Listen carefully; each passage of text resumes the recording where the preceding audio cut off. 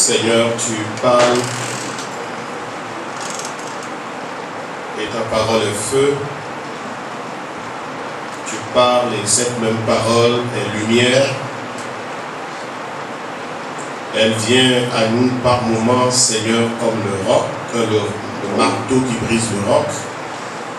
Il vient également, Seigneur, sous forme d'ondée. Et parfois, Seigneur, cette même parole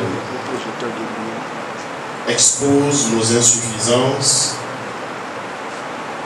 et nous donne d'avoir l'occasion de nous tourner vers toi pour être comblés.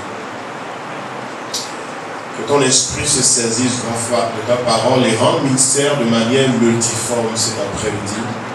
Tu connais chacun, tu connais nos besoins, tu sais où nous en sommes par rapport à Jésus. Seigneur, libère-nous de la religion et pousse-nous, Seigneur, à aspirer, à soupirer après une expérience personnelle d'intimité avec toi. Au nom de Jésus. Amen. Veuillez vous asseoir. Depuis quelque temps, nous avons commencé à parler du bois d'acacia.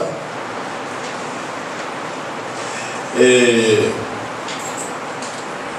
ce que nous pouvons retenir de ce qui a été dit jusque-là, c'est que Moïse est allé sur la montagne à la demande de Dieu, a discuté avec Dieu,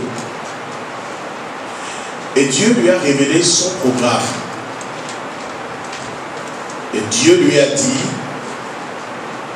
je ne veux plus rester sur la montagne, je veux maintenant vivre au milieu du peuple. Le peuple avait eu l'occasion de voir Dieu se manifester sous forme de feu, de parler, et la parole sortait, c'était du feu. La terre tremblait, et le peuple avait peur.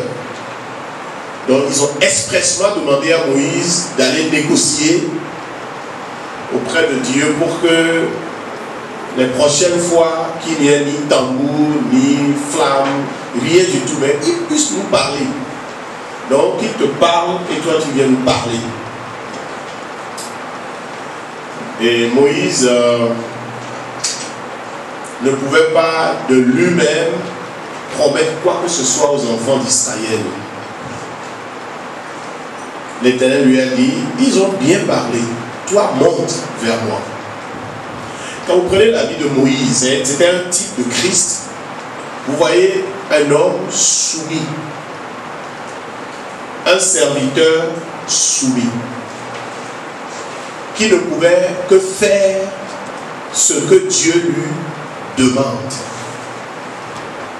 Il était sous ordre.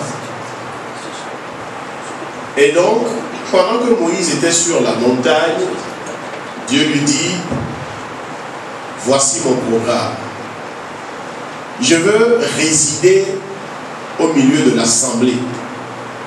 Et pour ce faire, Dieu étant esprit, étant plus grand que les cieux, choisit de se mettre à l'étroit dans un réceptacle, dans une sorte d'infrastructure. Et là, ce sera le point de contact entre lui et le peuple. Dans la foulée, Dieu a demandé que les matériaux proviennent du peuple. Et au nombre des éléments constitutifs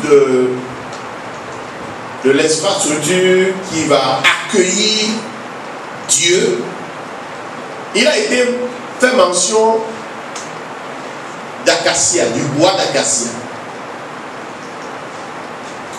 Et donc, il y a de cela 2 semaines que nous avons commencé ce cheminement. Nous nous étions posé des questions sur pourquoi, qu'est-ce qui fait la pertinence du bois d'acacia. Et nous avons compris que par finir, c'était un type de consécration à vie. Dans la plupart de vos églises aujourd'hui, d'où vous venez, on vous parlera de beaucoup de choses, mais on parlera rarement de la consécration. On vous parlera de Jésus comme l'agneau de Dieu. Dans certains milieux, on vous dira que Jésus est galant, qu'il est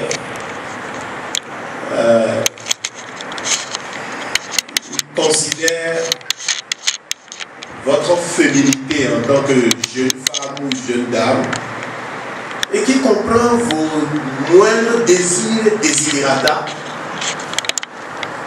Il n'est pas plastique comme les frères qui ne pensent pas que vous êtes là, papa et maman qui ne considèrent pas que je suis une femme. Mais Jésus comprend. Donc, quand on vous présente Jésus sous cet angle-là, même si vous vous comportez mal, Jésus comprend. Malheureusement, quand je lis la Bible, dans l'Ancien comme dans le Nouveau Testament, je n'ai jamais vu Dieu sous cet angle. C'est un Dieu d'alliance qui fonctionne sur la base de sa parole.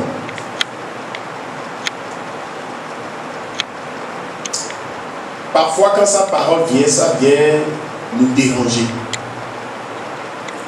Parce que nous avons l'ADN d'Adam. Et à cause de cela, il nous est difficile, voire impossible, d'obéir à Dieu. Et même quand nous évoluons dans un milieu religieux, le milieu chrétien, nous vivons très aisément dans l'illusion que parce que nous vivons dans le milieu chrétien, que nous sommes chrétiens. Parce que nous savons danser, chanter, nous avons la Bible, tout ça, que nous sommes chrétiens. Les choses ne se passent pas de cette façon. Vous et moi, ce que nous avons naturellement en contact, en commun, autant pour moi, c'est le fait que chacun a au moins passé 9 mois dans le sein de sa mère. Et nous sommes sortis. Mais nous n'étions pas sortis comme ça. Nous étions sortis tout petits, fragiles, frêles. Et on nous tenait avec beaucoup de précautions. Et notre mère nous a nourris, pour ceux qui ont été nourris à la mamelle, comme moi. Pour ceux qui ont pris des choses fabriquées par les Européens et qui prennent, ils ne sont pas des veaux, mais ils prennent le lait de vache, tout ça là.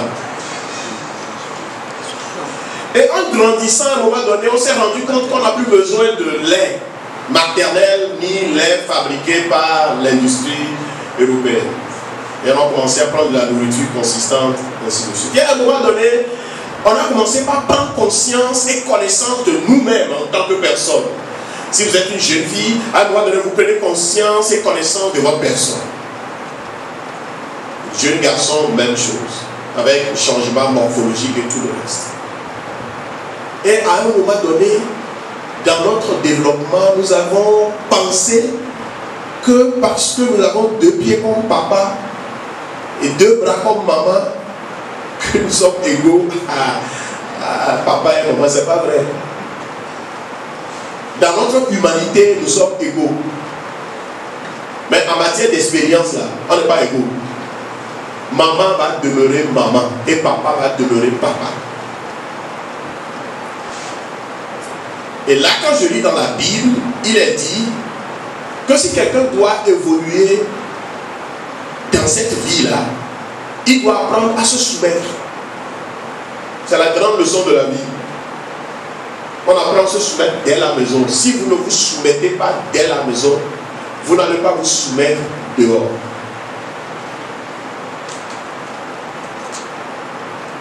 Et si vous ne vous soumettez pas dehors, vous risquez un jour de faire la honte des parents.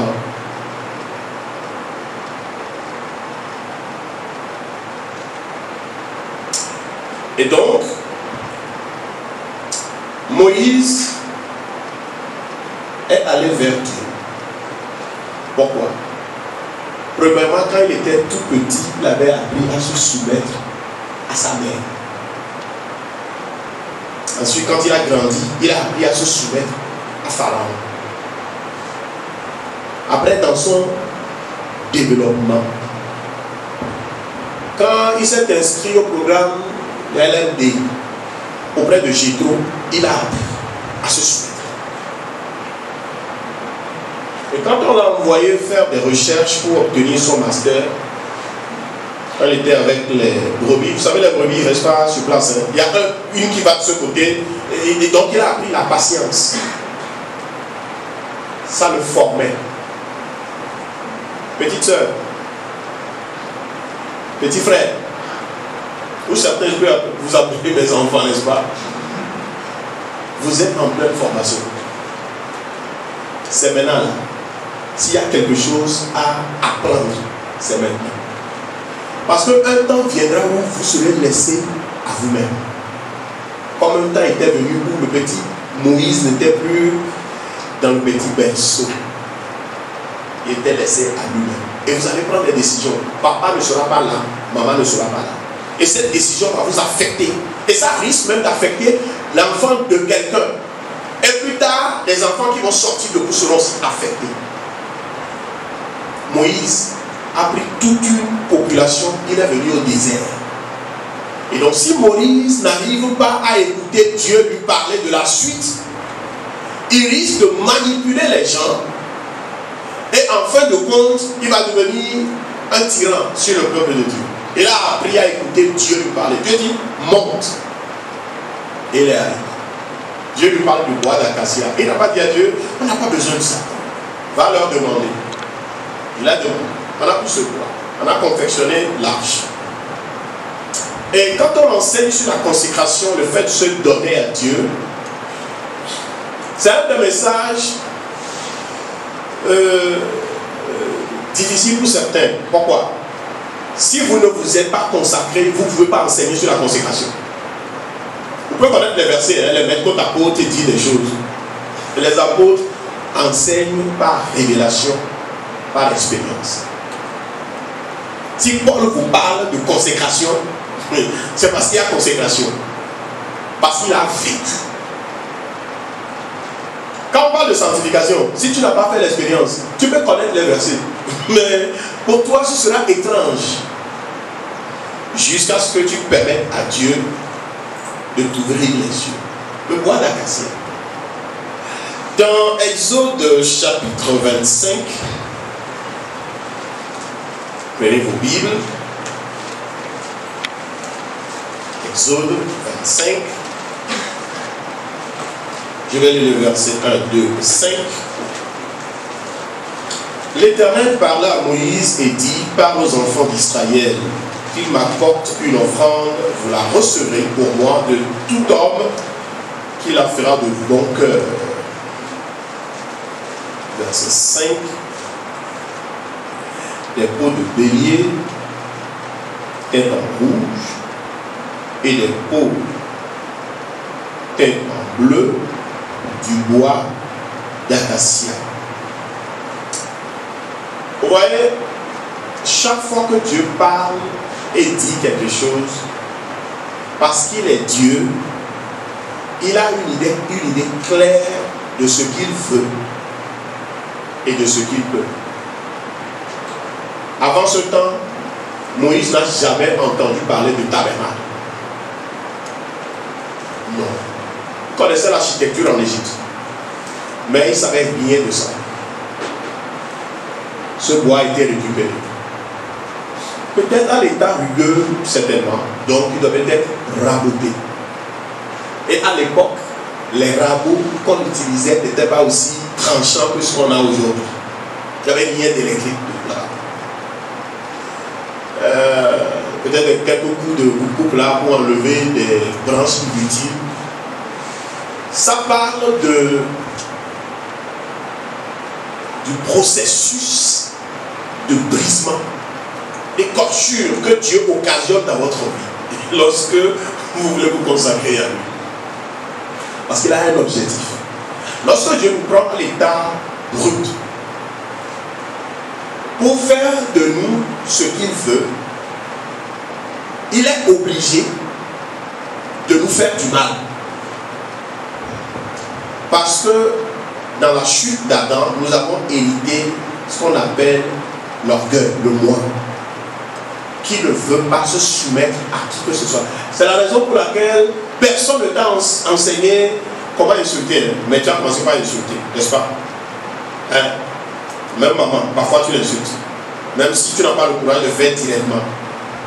Quand elle dit quelque chose, ta tête là, comprenez, là devient oblique, et puis tu pousses tu fais des choses, elle ne t'a jamais fait asseoir pour dire, ma fille, quand je te parle, tu n'es pas d'accord, il faut faire. Elle t'a jamais dit ça. Mais pourquoi tu fais? Parce que c'est en toi. Maintenant, si Dieu va t'utiliser là, pour son royaume, il va enlever de ta langue ce qui fait. Il va enlever ça. Il va te mouler à sa façon. Pourquoi? Comme cela, quand sa gloire descend dans ta vie et sort comme ça, et que de toi, de tes propres yeux, tu vois la manifestation de la puissance de Dieu, à l'intérieur de toi, il n'y aura pas de raison de dire oui, c'est moi. Donc, il doit casser cette chose-là en toi. Donc, ce bois d'acacia est passé entre les mains de, je ne sais pas si c'est les menuisiers, tout ça. Chacun va jouer son rôle. Tout ce qu'on pouvait faire. Et finalement, bon, il faut faire la confection, tout ça, les clous, les marteaux ici. Et la partie peut-être la plus difficile, c'est quand il faut faire l'alliage entre le bois et l'or. Donc l'or sera chauffé. Et maintenant on doit enduire tout ce matériau. Ça parle des différents ministères que Dieu va utiliser pour vous former. Parfois quand vous allez à l'hôpital, vous expliquez de quoi vous souffrez. Vous aurez juste besoin d'un infirmier pour quelques tablettes, quelques quoi, comment on appelle, comprimés, n'est-ce pas? Mais à un niveau donné, on va dire non, ce dont il souffre là, il faut que le chirurgien arrive. Et le chirurgien, il n'est pas du genre sentimental. Il doit te couper. Et aller à l'intérieur pour faire sortir ce qui risque de détruire ta vie. Quand il aura fini, il va te recoudre et il s'en va. Ce n'est pas lui qui va soigner les plaies. Ça, c'est le rôle des infirmiers et des infirmières. Le travail du chirurgien peut paraître méchant, mais c'est salutaire. Donc, dans ta croissance en tant qu'enfant de Dieu, Dieu va se servir de différents ministres, de différents ministères pour te former.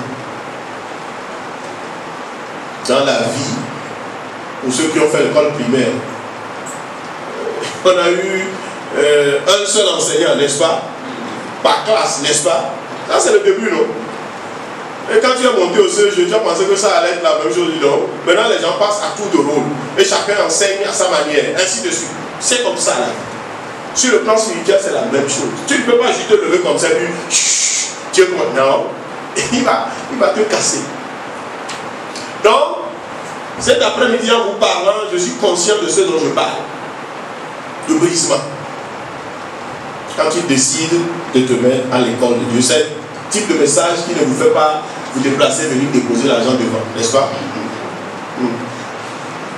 Maintenant, on peut voir le produit fini de ce fameux bois d'acacia. D'accord? On est toujours dans Exode. Cette fois-ci, on va aller dans le chapitre 40. Exode 40. Exode 40. Je vais lire à partir du verset 34. Les versets qui précèdent nous ont parlé de la mise en place de l'infrastructure, de ce qu'on appelle le tabernacle et la tente d'assignation. La tente d'assignation, c'est une sorte de clôture là que l'on a mis en place tout autour. Et quand vous rentrez dans l'enceinte, vous allez voir maintenant disposer une cuve Vous allez voir un hôtel où on fait des sacrifices, puis pour les sacrificateurs qui doivent faire des ablutions et tout le reste. Et maintenant vous avez un bâtiment là démontable en 2 compartiments. Le lieu saint et le lieu saint des saints. Si je prends l'entrée même là, vous avez un rideau. Si on te fait un enseignement sur ce rideau là, toi-même tu vas ouvrir la boutique. Hein? Même Bible que je lis tout le temps là, oui. Quand on vient au niveau de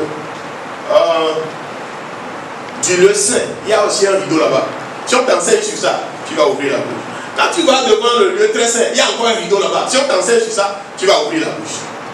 La Bible est différente des livres de philosophie, de physique, quantique, de tout ce que vous avez connu là. La Bible est différente. Sa source est en Dieu. D'accord?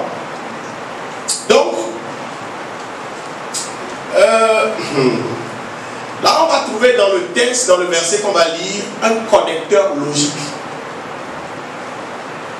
Verset 34.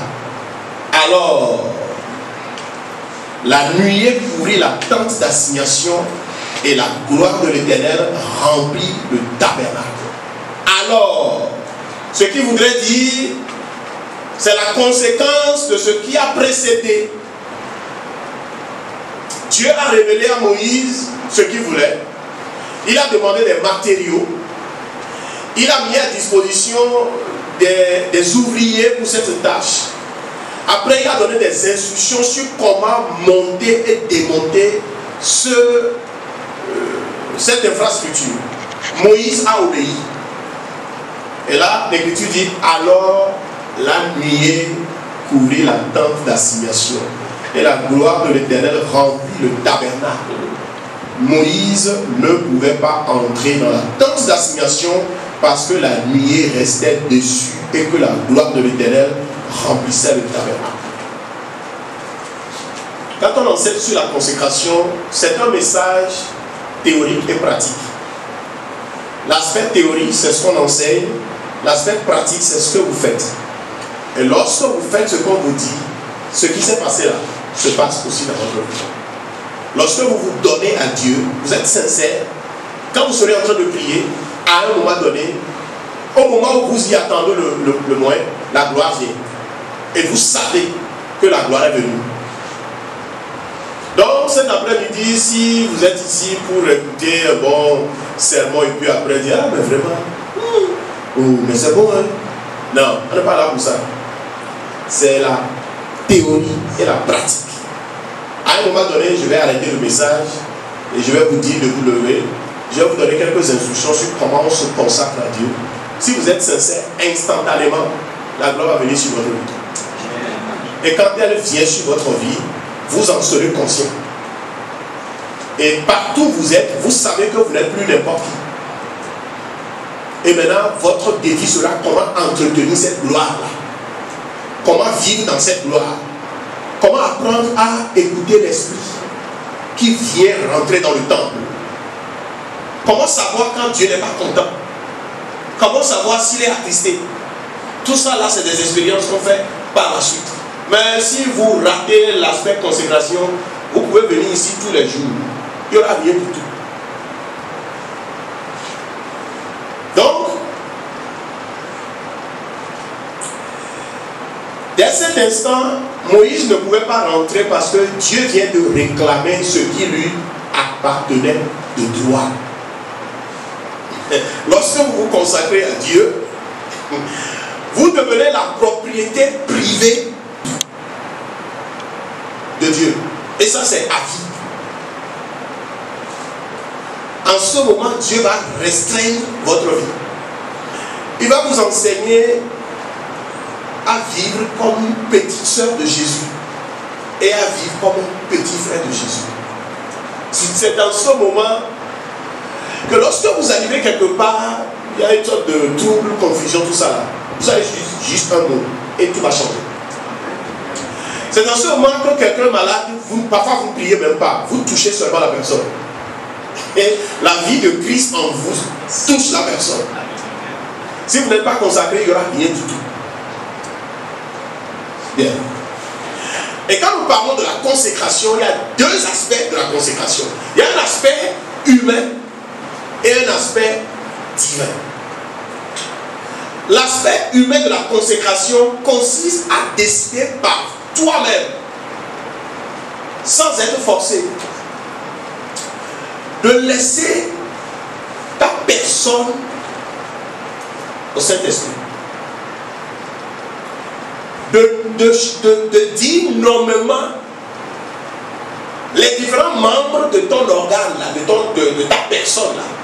De dire, ça là, je consacre. Ça là, j'abandonne. Personne ne peut forcer ça. C'est toi-même qui feras. Pendant que tu seras en train de faire ça, Dieu sera en train de te regarder. Les anges seront en train de te regarder. Personne ne t'influencera. Le Saint-Esprit ne fera rien pour interférer. Non, parce que ce que tu es en train de dire, tu seras pris au mot après. Et quand tu auras fait de façon consciencieuse et avec sincérité, Dieu maintenant va jouer sa partition. Et il fera ce qu'on appelle la sanctification. Il n'y a pas de sanctification sans consécration. La consécration, premier élément, c'est le don de soi, volontaire de soi. Quand on avait connu ce message, tout jeune et tout ça, on est allé jusqu'à dire à Dieu ce que les gens de notre âge font avec les jeunes filles là. On ne va pas faire ça. On va vivre pour toi. Ce que les gens de notre âge à l'époque voyaient, là, nous on ne veut pas voir. Parce que c'est salissant. On veut que Jésus puisse voir à travers nos yeux. Et Dieu nous avait pris au mot. Et on grandissait dans la présence de Dieu. On était conscient. Je vivais seul. Mais quand je dors, je sais que je n'étais pas seul. Je sais que Dieu était là. J'ai vécu au milieu des quoi. Il y a des gens mariés, non mariés, tout ça. Mais il y a des limites. Il y a des choses qu'on ne fait pas avec moi. Parce que je suis la propriété privée de Dieu. On a vécu comme ça. On a prêché l'évangile comme ça. On a rencontré des frères et des sœurs. Il y a des jeunes filles qui se sont jouées au mouvement, qui étaient venues, on leur a prêché l'évangile. Mais attention, on peut rire, mais il y a des limites. Dès que ça va aller, là, on va plus rire. D'accord? Donc, quand la consécration, elle est authentique, sincère, la présence de Dieu vient. La gloire vient. La nuée vient. Quand tu es assis comme ça ou quand tu es debout, tu peux parler. Tu peux parler à Dieu. Il te répond. Tu parles au Père. Il te parle à Dieu. Quand il parle, tu sais que c'est le Père qui a parlé. Quand Jésus parle là, tu sais que ça là, c'est Jésus qui vient nous parler. Quand le Saint-Esprit parle, tu sais que c'est le Saint-Esprit. Parfois il ne dit pas, il n'y a pas de mots. Mais il a sa façon de faire. Tu sais ce qu'il veut. C'est une autre vie. Pour en parler, il faut faire l'expérience. Vous allez entendre parler de ça dans les épîtres de Paul. Parce qu'il a fait l'expérience. Vous allez entendre parler de ça dans le Nouveau Testament. Parce que Dieu a fonctionné avec des hommes qui l'ont expérimenté. Vous allez entendre parler de ça de façon voilée dans l'Ancien Testament. Parce que des gens ont vécu avec Dieu. Quand la Bible dit Enoch a marché avec Dieu, c'est quelque chose comme ça. L'intimité avec Dieu. Petite soeur, la manière que tu es en train de vivre maintenant, si tu continues à vivre de cette façon, et tu grandis, et tu te maries dans cet état, tu vas produire des enfants qui vont être juste à ton image. Et un jour, tu vas t'arrêter, tu vas pleurer amèrement. Parce que les parents ont vu ça venir de loin et on t'a averti. Jeune homme, quand les parents parlent, tu penses que laisse les vieux. Ouais, ils n'ont jamais refusé qu'ils sont vieux, ils sont vieux. Mais ils ont vu de très loin. La la route que tu es en train de prendre là, là où ça va aboutir. Il est bon pour l'homme de porter le joug dans sa jeunesse. Dans sa jeunesse. Ça va t'éviter des souffrances inutiles plus tard dans la vie. Moi, je l'ai porté quand j'étais très jeune. Je sais ce dont je parle. Donc, le type de christianisme qu'on a aujourd'hui, où on a des copains saints et des copines saintes, ça là, c'est pas dans la Bible. Ce que vous faites sur WhatsApp, tout ça là entre vous. Et puis quand tu fais, tu as l'impression que tu es dans ta chambre, personne ne te voit. Sur le plan spirituel, il n'y a pas de toi. Tout ce que tu fais là, tout le monde voit. D'accord? Les anges voient. Le diable aussi voit. Dieu voit. Satan aussi voit. Si tu fais quelque chose qui honore le diable, ça veut dire que tu es en train de déshonorer Dieu. Si on mettait un rétroprojecteur ici dessus, et puis on passe tes messages, tu peux lever la tête. On va avancer. Le défi de notre temps, c'est être en mesure de porter la gloire de Dieu. Que ce soit dans les chants. Quand vous chantez tout à l'heure, je n'ai pas ouvert les yeux pour voir qui chante. Vous avez bien chanté, il y a eu des réactions, vous avez... C'est déjà bon, ça c'est le premier pas. Il y a un autre aspect. Quand tu portes la gloire, quand tu chantes ça, ça fait chanter les anges. Parfois, quand tu seras en train de chanter, il porte ça devant le trône. Mais si la personne qui chante n'est pas consacrée, sa vie n'honore pas Dieu. Personne ne te fera rien du tout. D'accord? La vie de consécration, c'est une vie de qualité. C'est une vie de qualité.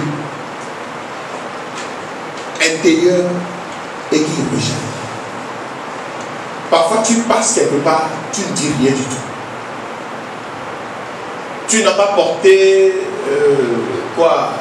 quelque chose d'extravagant. Non, tu passes simplement. Mais les gens sauront que quelqu'un vient de passer. Donc, quand on parle de consécration, c'est pas un message où on vous balance les versets là, priez, doucement. Il faut que ça aille jusque dans les parties les plus secrètes de votre être. Comme ça, quand je vais m'arrêter pour dire prions, tu sauras pourquoi tu veux prier. D'accord? Romains chapitre 12. Pourquoi est-ce que je parle lentement? À cause de ce que nous allons faire tout à l'heure. Parce que c'est sacré, parce que c'est solennel.